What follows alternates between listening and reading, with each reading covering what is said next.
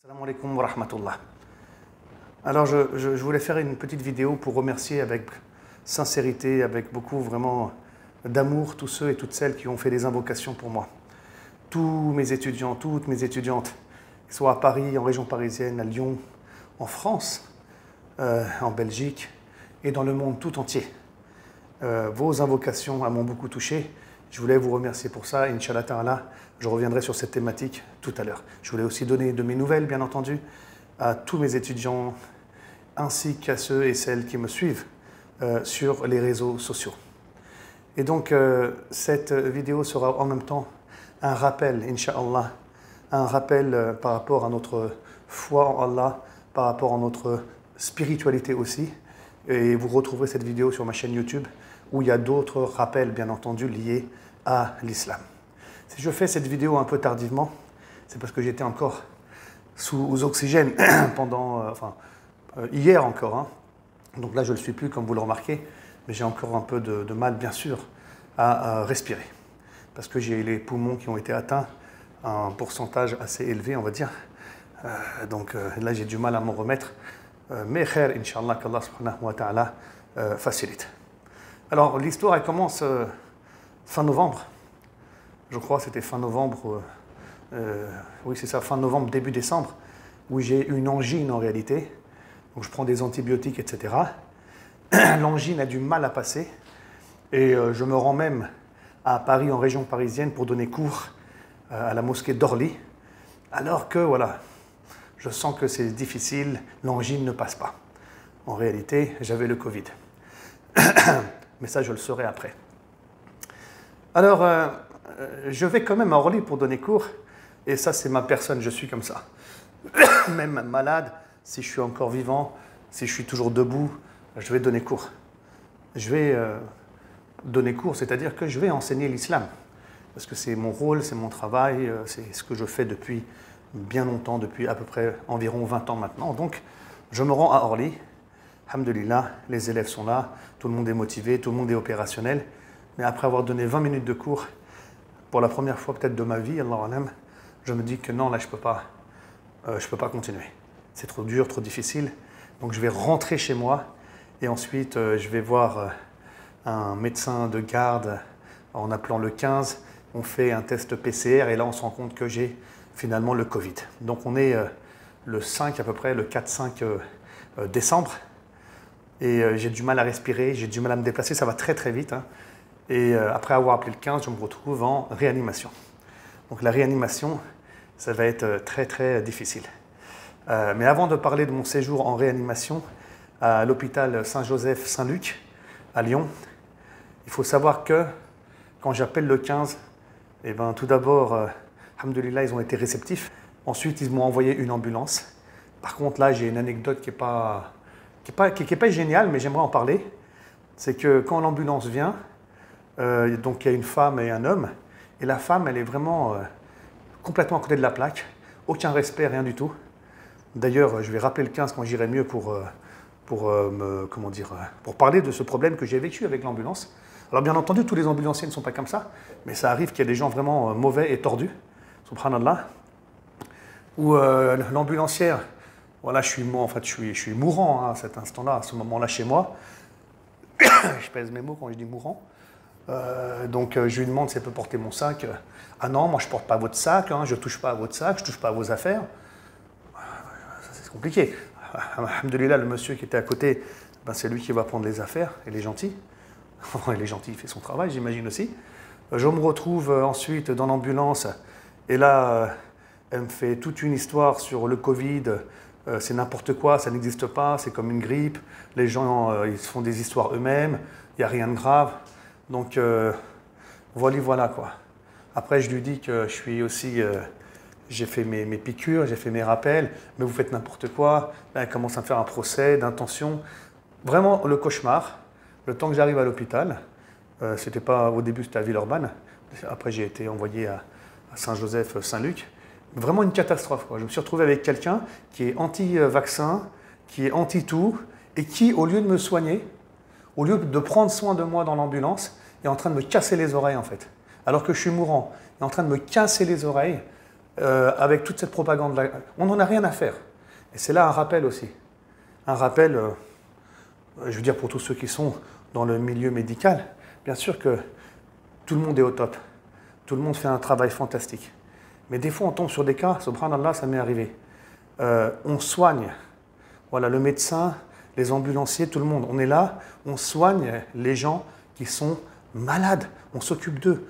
Peu importe les idées qu'on a, peu importe la foi qu'on a, peu importe comment dire, l'idéologie dans laquelle on est, pro-vax, anti-vax, c'est pas ça le sujet. On doit faire notre travail et on doit respecter le malade et on doit prendre soin de lui. Ça, bon, ben c'était c'était vraiment le... Voilà, je suis tombé sur quelqu'un, qu'Allah nous en préserve. Alors après, je vais aller à Villeurbanne. Je suis envoyé ensuite, après 5 heures d'attente en réanimation, parce qu'il n'y a plus de place en réanimation, c'est compliqué. Alhamdulillah, on va me trouver une place. Je reste 2 semaines en réanimation et j'ai évité le coma, j'ai évité plein de choses, je me suis battu, comme on dit, en sachant que j'ai fait mes 3 doses de rappel. J'aimerais parler de ça. Donc j'attrape le Covid après mes 3 doses de rappel. Alors, ici, plusieurs choses à souligner. Sincèrement, je n'aimerais pas rentrer dans le détail. J'aimerais pas ouvrir un débat ici. Peut-être que je le ferai plus tard sur les réseaux sociaux. Mais ce qui m'embête avec cette histoire des 3 doses, c'est que moi, si vous voulez, étant donné que je suis immunodéprimé à cause d'une rectocolite, que je prends de la cortisone, écoutez bien, c'est ça qui m'embête. On m'a dit, fais tes 3 doses. Pourquoi? Parce que ça va te protéger des Covid qui sont graves en fait. Et du coup, voilà, si je fais les 3 doses, bon, ben, je vais être protégé des formes graves de Covid et c'est mieux pour moi. Très bien. Je l'ai fait. J'ai été touché par une forme grave. Clairement. Mais le problème, il n'est pas là. Le problème, il est que quand j'écoute à la télévision, actuellement, sur les news, etc., quand on dit que oui, mais c'est normal qu'à l'hôpital, il y a du monde en réa, parce que c'est des gens qui sont immunodéprimés, qui sont là-bas et qui ont fait leur dose de rappel. Vous voyez, ça m'énerve. Parce qu'on dit que c'est normal qu'il y ait du monde en réa parce qu'il y a des gens comme moi.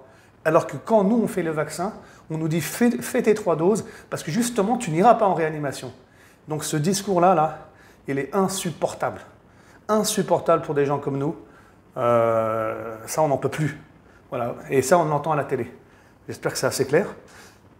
Et après qu'on ait fait ces 3 doses, il faut toujours peser le pour et le contre par rapport à notre cas personnel. Donc ici, bien sûr, on me dira que j'ai fait les 3 doses et j'ai échappé à la mort, etc. Khair, Inch'Allah. Chacun après, il a ses convictions, il n'y a pas de souci, il n'y a pas de problème. Voilà, donc j'aimerais pas m'étaler davantage sur ce sujet. Vous voyez, je suis déjà un peu, subhanallah, essoufflé. On fait l'asbab. Voilà, moi je fais l'asbab, les causes. Allez, j'ai fait mes doses. J'ai pris du zinc. Je prends des vitamines. De la bonne vitamine C d'ailleurs. Comme on dit, on fait les causes. Et le plus important, c'est de se rappeler que c'est Allah, subhanahu wa ta'ala, qui est Ash-Shafi. C'est lui qui va nous guérir. Qu'on ait eu nos doses, qu'on ait eu des vitamines, etc. Et ça, c'est la foi du croyant. Ça, c'est très important. C'est Allah qui guérit, c'est Allah qui guérit, c'est Allah qui guérit. Et il ne faut surtout pas imaginer que quand on rentre en réa, eh ben, les médecins, etc., ils veulent nous mettre dans le coma, ils veulent nous intuber tout de suite. Non, c'est pas comme ça. C'était peut-être comme ça au début du Covid, mais plus maintenant. Maintenant, on fait tout justement pour que le patient ne soit pas intubé et on fait tout pour qu'on ne le mette pas dans le coma, pour qu'il lutte de lui-même et qu'il arrive lui-même à s'en sortir. Mais bien entendu, si les choses vont très très mal, ben on est mis dans le coma, hein, on ne demandera même pas votre avis. Et croyez-moi, parce que j'ai failli y passer aussi à ce moment-là, tu refuses plus rien. Hein. À un moment donné où tu es entre la vie et la mort, tu refuses plus rien. Voilà. Mais c'est une fausse idée de penser qu'on nous met directement dans le coma. Il faut savoir aussi que, mashallah, dans les hôpitaux, franchement, big up, mashallah, franchement, les infirmières, les médecins, tout ça, ils sont excellentissimes. C'est des pros, ils connaissent bien leur boulot, ils sont vraiment géniaux. Et franchement, là, j'ai envie d'applaudir, je sais pas. Franchement, je les remercierai jamais assez à l'hôpital, voilà, en réanimation, etc. Voilà, franchement, c'est pas facile comme travail, mais ils sont gentils, patients, ils vous surveillent, ils vous écoutent. Voilà, et ils font, voilà, c'est pas un truc simple. Et ça fait plaisir. Ils sont pas obligés d'être sympathiques et de sourire, hein, mais ils le font. Ils font un travail de psychologue, ils font, voilà, c'est excellentissime. Franchement, je tire mon chapeau et franchement, voilà, c'est formidable le travail qu'ils font. Donc à un moment donné, ça allait très très mal en réanimation. Et c'est là machallah, j'ai vu sur les réseaux sociaux aussi qu'il y avait des veillées nocturnes aussi dans des mosquées qui étaient proposées pour faire des invocations pour moi. Donc effectivement, ça allait très très très mal, hein, je ne vous cache pas. Subhanallah, j'ai touché le fond. Hein. Et là, machallah, j'ai vu qu'il y a beaucoup de musulmans en France, à Paris, à Orly, partout, vraiment, machallah, enfin, vraiment partout, à Lyon, etc.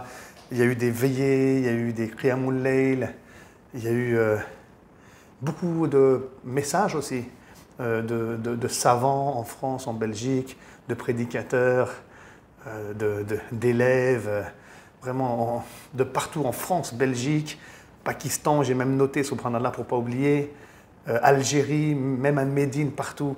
Il y a eu des fois des veillées, des du'as aussi, des invocations qui ont été faites.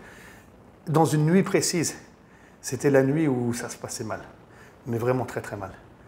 Très très très mal et donc là, soit j'allais prendre à droite, soit à gauche.